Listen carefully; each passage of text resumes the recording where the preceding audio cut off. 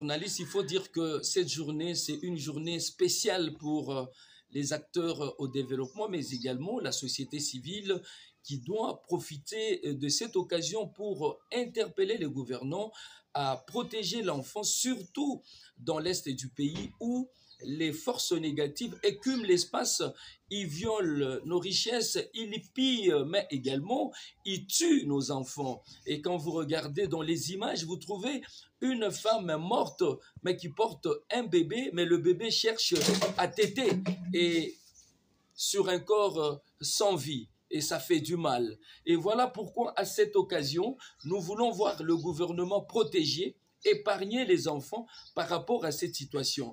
Aujourd'hui, la situation est alarmante, malgré que le chef de l'État a imprimé la gratuité de l'éducation. Il y a des enfants qui continuent à vivre dans la rue, sur la rue, dans les milieux ouverts, mais les autres qui se trouvent dans les mines des diamants, dans l'espace Grand Kassai, Katekelai, Bakwachimuna et aussi même dans l'espace Polygone Miba. Il y a les enfants qui se trouvent à Bunia, précisément à Nituri, à Komanda, dans les mines de coltan. Et nous avons également remarqué et observé les enfants dans les mines à Kolwezi, à Kapata, Musono, Luilu et Uzetka et partout. Ils sont là, ils sont visibles.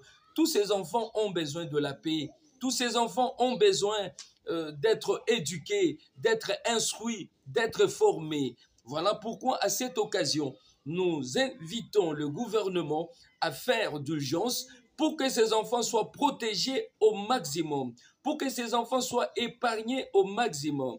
Et pour nous, en tant qu'ambassadeur spécial pour le droit des enfants, mais également comme master coach du Parlement francophone pour adolescents, nous avons profité de cette occasion de la quinzaine de l'enfant, mais également de la célébration de la fête de l'indépendance, l'accession de notre pays à sa souveraineté nationale et internationale, pour organiser la séance académique. Cette séance académique, c'est un face-à-face. Le président de la République face à 500 enfants venus des différentes écoles de la République démocratique du Congo. Ces enfants vont aller auprès du chef de l'État en tant que modèle qui inspire la jeunesse.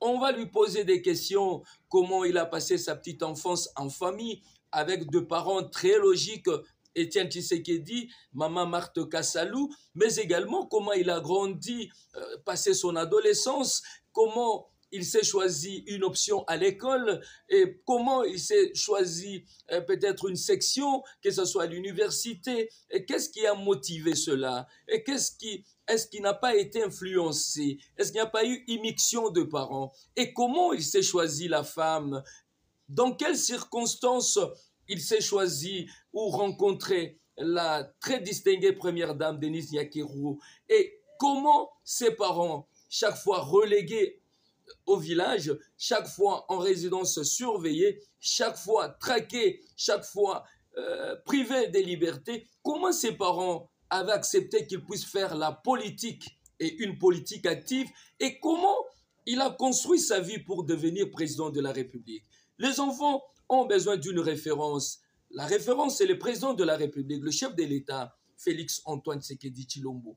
Voilà pourquoi le 29 juin, les enfants seront au chapiteau grâce à la marraine Tina Salama, que nous saluons pour son implication en tant qu'une femme modèle qui sait communiquer avec la communauté, qui permet à ce que le président soit en face des enfants. Nous disons merci à Tina Salama et nous encourageons le média qui travaille pour promouvoir le droit des enfants, surtout le média qui implique les enfants comme animateurs des émissions Enfants pour enfants. À cette occasion, nous voulons également interpeller les parents qui font vendre ou qui vendent leurs enfants. Les filles ne sont pas de marchandises. Vos filles, ce sont des enfants comme les garçons. Permettez que ces enfants-là puissent étudier, atteindre 18 ans, pourquoi pas obtenir un diplôme de licence avant de s'engager dans le mariage. Le mariage n'est qu'un fait.